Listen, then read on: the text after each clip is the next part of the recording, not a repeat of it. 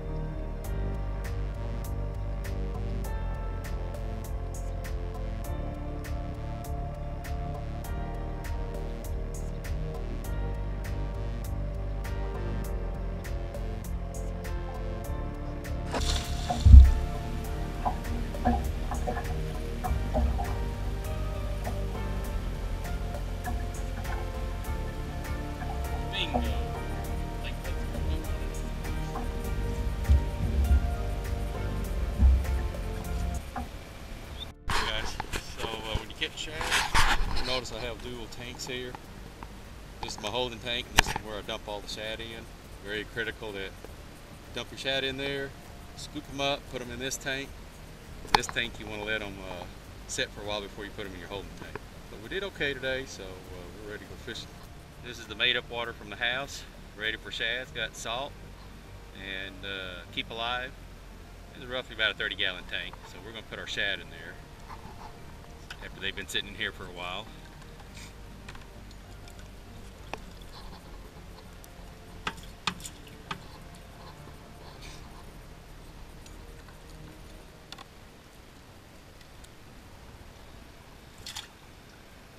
And we just continue the process till we get them all in there. And this will sure help keep your good tank a lot cleaner. So, what did you think about the live scope and the cast net? Wasn't that pretty cool? You can turn that transducer, angle it, it's like shining a flashlight, and man, you know exactly where to throw that cast net. And so you don't waste a lot of time on the water throwing blindly. But anyway, one of the things I wanted to point out what I was doing when I catch the bait fish, I have 2 tubs. One tub is full of water, one's about partial full of water, and I drop my first catch in the big tub. And then if I catch a second, third, fourth catch, I would drop them in here and then immediately transfer them with a scoop, put them in this tub. That way this tub is always empty, so when I throw the cast net out and I catch fresh shad, I'll drop them in here. You never want to drop your net on top of your shad. Always drop it in an empty bucket and then transfer them. And then you want to let them set in that tub at least 15 minutes. The longer the better. They'll dirty up the water. And then you can scoop them up after that 15-20 minutes and put them in your good holding tank that you're going to be fishing with.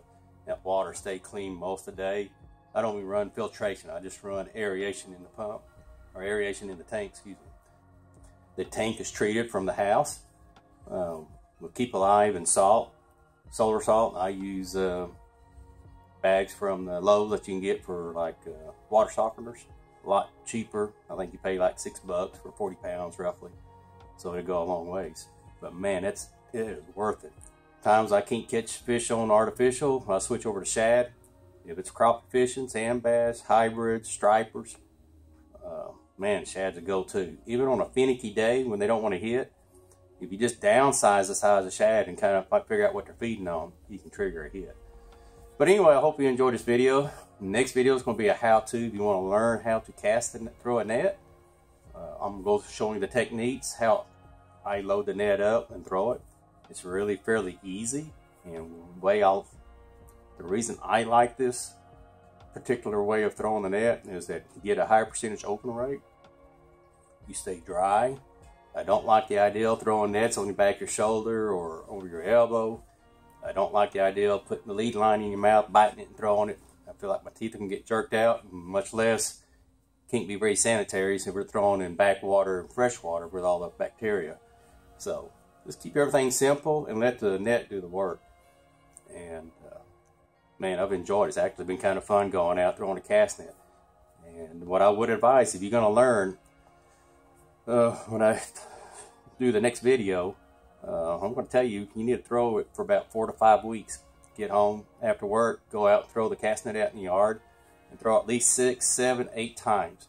And so you can get muscle memory. Once you get that muscle memory, because when you get in a boat, everything changes. You're trying to do boat control, you're fighting the wind, you got to be quick to throw on the shad. Summertime is pretty easy, but spring and fall, when the water's cool and the fish are moving the shad, man, you don't have but a few seconds sometimes, especially when they're in 10 to 15 foot of water in the water column. But when they're up high, 10 foot and higher, then you got a good chance to catch them. But there are times you got to chase them down and practically rodeo or lasso those outfits. But anyway, I hope you enjoyed the video. Stay tuned and subscribe, like, and share. And I'll do the next one on how to throw a cast net.